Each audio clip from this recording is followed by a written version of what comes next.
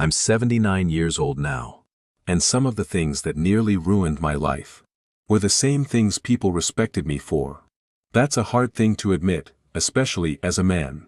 Because when I was younger, I thought destruction looked obvious. I thought ruined men were reckless men, men who drank too much, men who gambled everything away, men who made one terrible decision. But that's not how it happened to me. The worst mistakes of my life looked responsible, mature, even admirable. That's what makes them dangerous. A man can slowly disappear inside his own life, while everyone around him calls him dependable. I know because I did exactly that. And the frightening part is, I didn't notice it happening until very late. By then, certain years were already gone. Certain conversations had already been missed.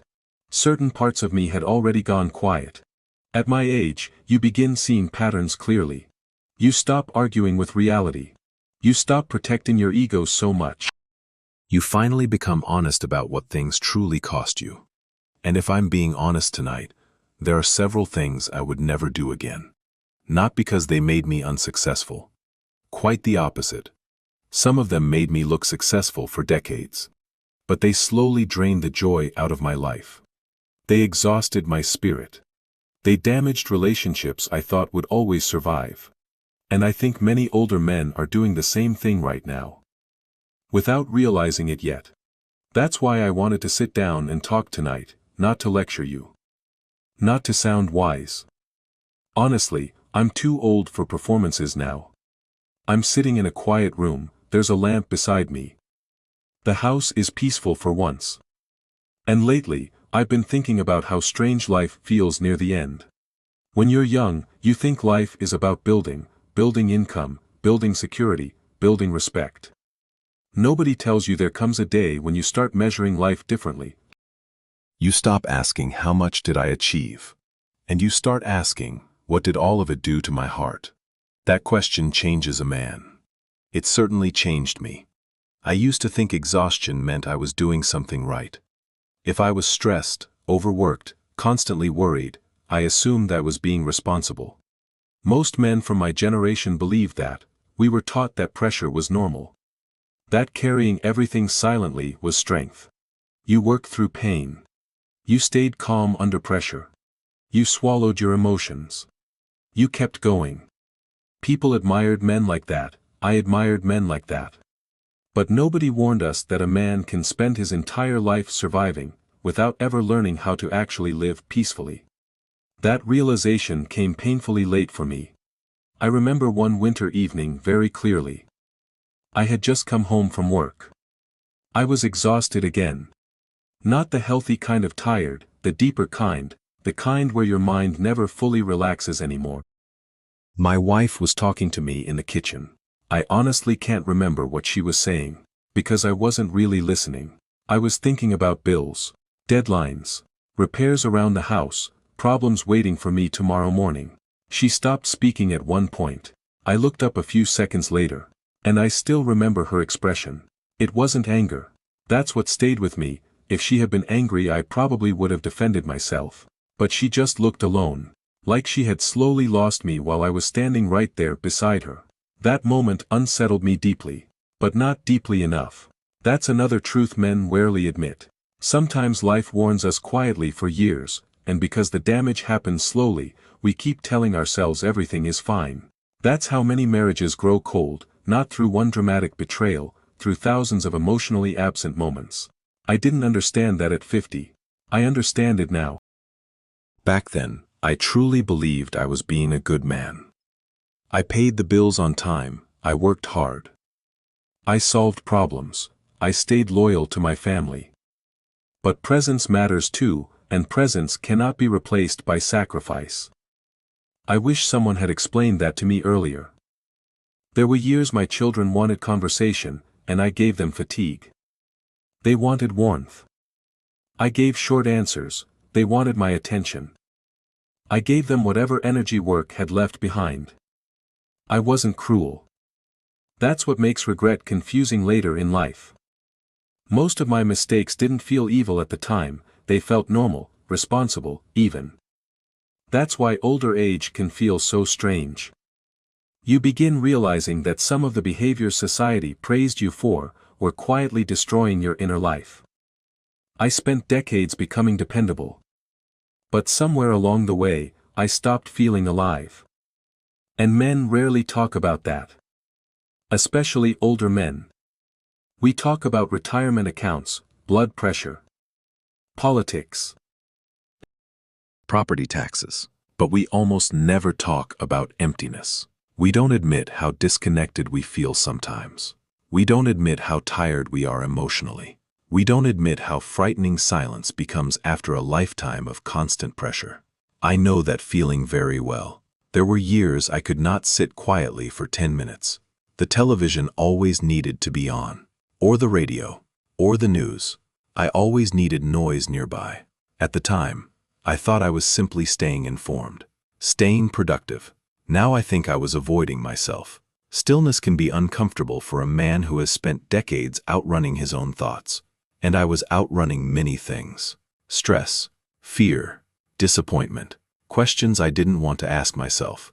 Questions like, who am I when I stop working? What happens when achievement no longer distracts me? Have I actually enjoyed my life? Or simply managed it? Those questions become louder with age, especially once the house gets quieter. Especially once your children grow older. One of the strangest pains of aging is realizing how many moments disappeared without announcing themselves. Nobody tells you when it's the last time your child runs into your arms naturally. Nobody tells you when it's the final family vacation where everyone still feels close. Nobody tells you when a friendship quietly fades for good. Life rarely gives warnings that sound dramatic. Most endings arrive softly.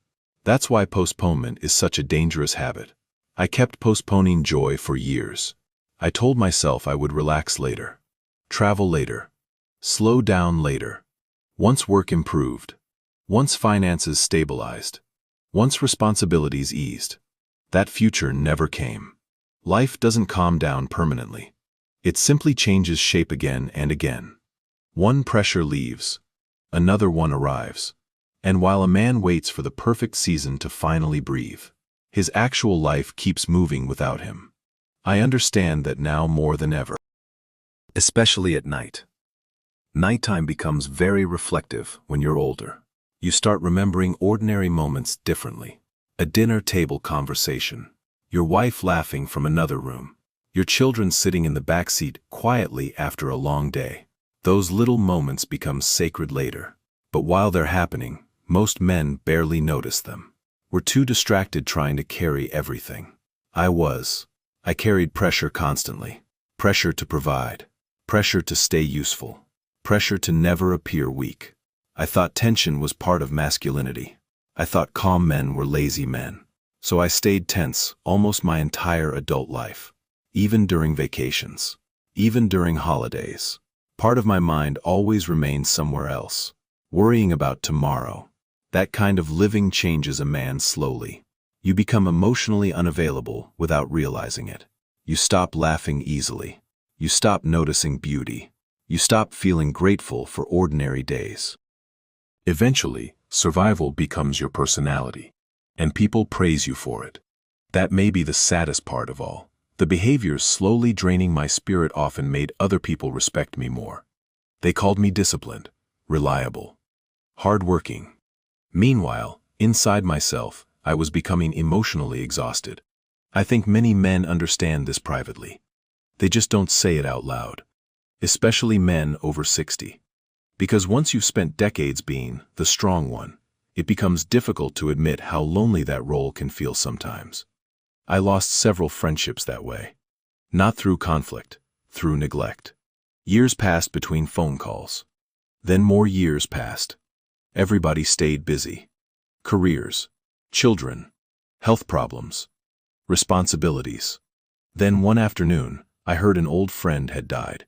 And what hurt me most was realizing we had already disappeared from each other's lives long before death arrived. That realization sat heavily with me. It still does. Because age eventually forces you to confront something uncomfortable. A man can spend his healthiest years trying to build a secure future, and accidentally miss most of his actual life in the process. I know that sounds harsh, but the older I get, the more clearly I see it happening everywhere. And the next mistake I made after that was even harder to recognize while I was living through it. The strange thing about aging is that your life eventually becomes very quiet. And in that quiet, you finally hear the things you avoided for decades. That happened to me after retirement. For years, I thought rest was the reward. I thought peace would arrive automatically once the pressure finally stopped. Then one morning, the pressure disappeared, and peace never came. That realization shook me harder than I expected. I woke up one Tuesday with nowhere to be. No meetings, no deadlines, no emergencies waiting for my attention. I sat alone at the kitchen table for nearly an hour, and instead of feeling free, I felt nervous. That embarrassed me. I had spent 40 years dreaming about slowing down. Then the moment finally arrived, and I didn't know how to live inside it. That was the first time I understood something painful. A man can spend his whole life preparing for rest, without ever learning how to be at rest. Nobody teaches men this. We learn how to work, how to provide, how to endure. But very few men learn how to simply exist peacefully. I certainly never did. For most of my adult life, my identity depended on usefulness. As long as people needed me, I felt valuable. As long as problems existed, I had direction. As long as I stayed busy enough, I never had to examine myself too closely. That's the dangerous part about constant movement. It hides things. A man can outrun exhaustion for years. He can outrun sadness. He can outrun loneliness. But, eventually life slows down for everyone. And when it finally slows down, everything you avoided sits down beside you. That happened to me slowly. At first, it was just restlessness. I couldn't sit quietly very long. The television always needed to be on. Or the radio. Or the news. Some kind of noise. I told myself I was staying informed. Now I think I was staying distracted. Stillness felt uncomfortable because stillness felt honest, and honesty becomes harder to escape when you're older. Especially honesty about how you actually lived. I remember standing in my garage one afternoon, just staring at shelves full of expensive things. Power tools. Electronics. Boxes I hadn't opened in years. I had spent decades buying things I thought successful men were supposed to own. And suddenly none of it meant anything to me. The garage was full, but something inside me felt empty. That's a hard feeling to explain. Especially to younger men. You spend half your life trying to build an image. Then one day you realize the image never loved you back. That realization stayed with me for weeks. I started looking at my life differently after that. Not dramatically, quietly. I began noticing how many decisions came from fear. Fear of appearing unsuccessful, fear of disappointing people, fear of looking weak, fear of falling behind other men. Fear controls more lives than people admit, especially male lives. Men become experts at disguising fear as responsibility. I did that for years. I called it discipline. I called it ambition. Sometimes, it was simply anxiety wearing a suit. That truth took me decades to understand. And by the time I understood it, my body had already started collecting the cost. Not all at once. Little things first. Trouble sleeping. Constant tension in my neck. Short temper over meaningless problems. I stopped laughing easily somewhere along the way. That bothers me now. Because when I look back honestly, I realize there were entire years when I barely felt emotionally present inside my own life. I was physically there, but mentally, always somewhere else. Thinking ahead, preparing ahead, worrying ahead. I rarely arrived fully anywhere. Not at family dinners, not on vacations, not even sitting quietly at home. Part of my mind always stayed tense. That kind of living slowly changes a man. At first, people admire it. They call you dependable, hardworking, focused. Nobody says, he looks emotionally exhausted. Especially not to men. We praise burnout in men constantly. We reward overwork. We reward emotional suppression. We reward self-neglect if it looks productive enough. I know because people praised me for years, while I was quietly disappearing inside myself. That's what makes these mistakes dangerous. They don't look destructive in real time, they look respectable. I remember one Christmas very clearly. The whole family was together. Children laughing upstairs. Food everywhere. Music playing softly in the background. And somehow, I still felt mentally absent. I was sitting in the living room, thinking about work problems returning after the holidays. I can still remember my daughter talking to me. I nodded through the conversation, but I barely heard her. A strange thought hit me later that night. One day, these moments will stop happening, and when they do, I'll realize how little attention I paid while they were here. That thought frightened me. Because deep down, I knew it was true. Men postpone presence constantly. We postpone joy, too. We tell ourselves, once things calm down, once the money improves, once this stressful season ends. Life rarely works that way. One pressure leaves, another one arrives, one responsibility ends, another one replaces it. Years disappear inside that cycle. Then suddenly your children are older. Your parents are gone, your friends are tired. And you still feel like real life hasn't started yet. That realization can break something inside a man. Especially if he spent decades believing peace would eventually arrive automatically. It doesn't. Peace has to be protected intentionally. I learned that painfully late. I also learned something else. A man can become emotionally lonely without physically being alone. That happened to me during my 60s. The house wasn't empty yet, but emotionally something felt distant. I had spent so many years focusing on responsibility that I slowly lost the ability to speak honestly about what I felt. I discussed schedules, repairs, finances, politics, but not fear. Not sadness, not regret. Men from my generation rarely did. We carried emotional weight silently. And silence hardens over time. At first, it feels like strength. Later, it feels like isolation. I remember sitting in my own living room one night, hearing the television in the background, and suddenly feeling like a guest in my own house. That feeling unsettled me deeply, because I realized something uncomfortable. I had spent decades taking care of everything around me, while neglecting my own inner life completely. No man notices this immediately. It happens slowly. Very slowly.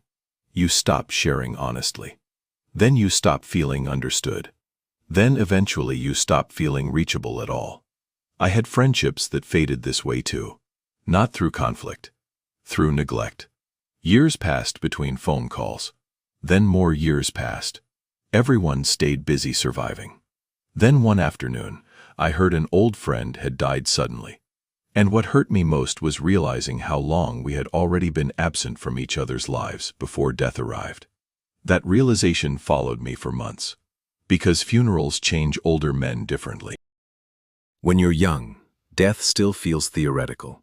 At my age, every funeral feels personal. You start seeing your own life more clearly. You stop thinking about status. You stop thinking about appearance. You start thinking about time.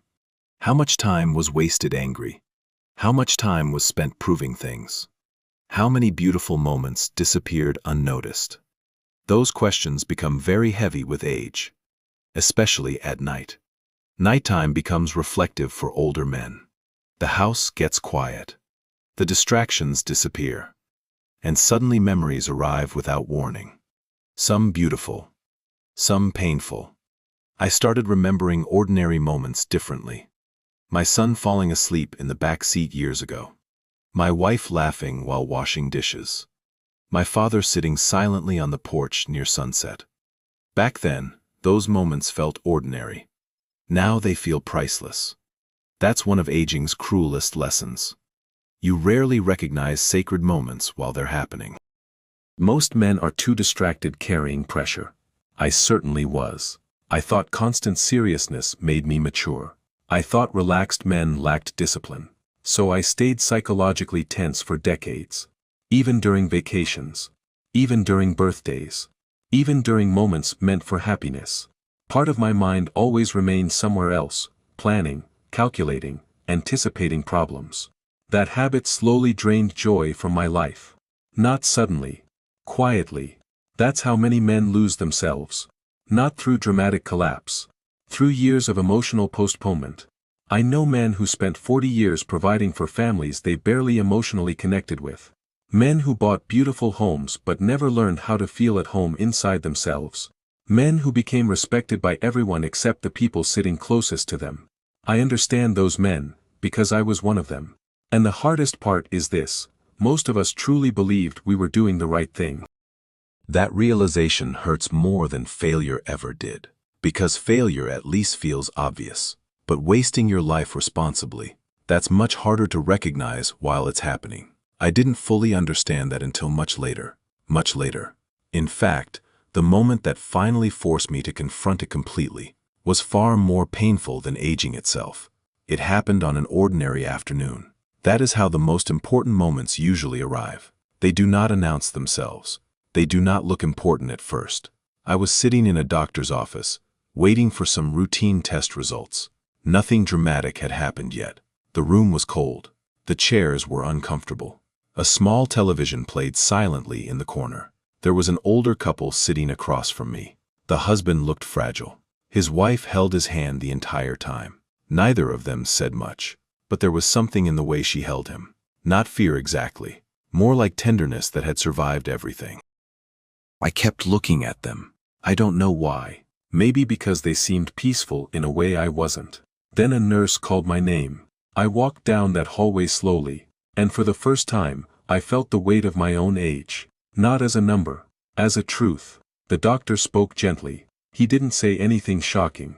There was no terrible diagnosis that day, but he said enough. He told me my body needed attention. He told me stress had left marks. He told me some damage could improve, and some things simply had to be managed now. That word stayed with me. Managed. Not reversed. Not erased. Managed. I drove home very slowly that afternoon. No radio. No phone. No distractions. Just the sound of the road beneath the tires. And somewhere during that drive, something inside me became very quiet. I realized I had treated my life as if there would always be another chance to slow down, another chance to repair something, another chance to become softer, another chance to enjoy what was already mine. But age has a way of correcting that illusion, not cruelly, just honestly. It begins removing the word later from your vocabulary. I pulled into my driveway and sat there. I did not get out of the car right away. I just sat behind the steering wheel, watching leaves move across the pavement. And I remember thinking one sentence. I had been alive for decades, but I had not been awake for many of them. That thought hurt. Not because it was dramatic, because it felt true. There are truths a man can argue with at 40, at 79, he cannot. At 79, the body tells the truth. The calendar tells the truth. Empty chairs tell the truth. Photographs tell the truth. And eventually, your own heart stops lying for you. That was the beginning of my real awakening. Not happiness, not some grand transformation. Just honesty, quiet, uncomfortable honesty. I started seeing my life differently after that. I began noticing the small debts I had ignored. Not financial debts. Emotional debts. The apology I waited too long to give. The tenderness I withheld because I felt awkward. The joy I postponed because I felt busy. The softness I denied myself because I feared weakness. Those things do not disappear. They remain somewhere. And later, when life becomes quiet enough, they come back asking to be understood. I used to think regret was only about bad decisions. Now I know regret also comes from good things neglected. Love neglected. Peace neglected. Health neglected. Friendship neglected. Your own soul neglected. That kind of regret does not shout. It sits beside you at night. It waits until the house is still. Then it asks questions you cannot avoid. Why were you always rushing? Who were you trying to impress? What did you think you were proving? And who would you have become if you had stopped performing sooner? Those questions changed me slowly. I began walking less like a man chasing time, and more like a man finally listening to it. I started paying attention to ordinary mornings. The sound of water filling a cup, the smell of coffee before sunrise. The quiet comfort of not needing to hurry. These things once seemed too small to matter. Now they feel like gifts. That is one of the strange mercies of old age. It removes your appetite for false importance. You begin realizing how much noise was never necessary, how many arguments were not worth carrying, how many opinions did not deserve your peace, how many battles were only pride wearing armor. I spent too many years fighting those battles. I fought to be right. I fought to be respected. I fought to appear steady. I fought to hide uncertainty. And all that fighting left me tired, not heroic. Tired. There is a difference. A man can win arguments and still lose closeness. He can protect his pride and still lose warmth. He can appear strong and still feel alone inside. I wish I had understood that earlier. I wish I had known that the strongest men are not always the hardest ones. Sometimes strength is calling first. Sometimes strength is saying, I was wrong. Sometimes strength is letting someone see that you are tired too. I did not learn that naturally. Life had to humble me into it. And humility comes differently when you are older. It does not feel like defeat anymore. It feels like relief. You stop needing to defend every version of yourself. You stop pretending every choice was noble. You stop editing your past to make yourself look better. You simply tell the truth. And the truth is this: I missed more life through distraction than through failure. That is the line I wish I could hand every man. I missed more life through distraction than through failure. Failure hurt, but distraction stole quietly. It stole mornings. It stole conversations. It stole laughter. It stole the ability to feel wonder. It stole pieces of me while I was busy calling myself responsible. And now, near the end of the road, I understand what I could not understand before. Life is not waiting somewhere ahead of you. It is not waiting after the next milestone. It is not waiting after the next problem disappears. It is happening in the plain moments you keep walking past. A hand on your shoulder, a quiet meal, a familiar voice, a slow afternoon, a chance to say what matters before pride closes your mouth again. Those are not small things. Those are the things. And if a man overlooks them long enough, he may still build a respectable life. But he may not build a peaceful one. That difference matters more than I can explain. I used to measure my life by what I carried. Responsibilities, obligations, pressure. People depended on me, and I believed that meant I was living correctly. Now I measure life differently, not by how much weight I carried, but by how much peace I allowed myself to receive. That change took many years. Too many. But I am grateful it came at all. Some men never let it come. They grow older but not softer. They collect years but not wisdom. They become more defended, more bitter, more certain that life cheated them. I understand that road. I nearly walked it myself. Bitterness can feel tempting when regret appears. It gives a man someone to blame. His parents, his job, his marriage, his generation, the world. But blame does not make regret lighter. It only keeps the heart closed. And a closed heart is a lonely place to grow old. I do not want that for myself anymore. And I do not want that for you. If you are listening to this, and you are somewhere past 60, I want you to hear me carefully. You are not too late. But you are also not as early as you think. That is not meant to frighten you. It is meant to wake you gently. There is still time to become more honest. There is still time to become more present. There is still time to stop carrying what is hollow. But there may not be time to keep delaying the same truths forever. That is the part I had to face.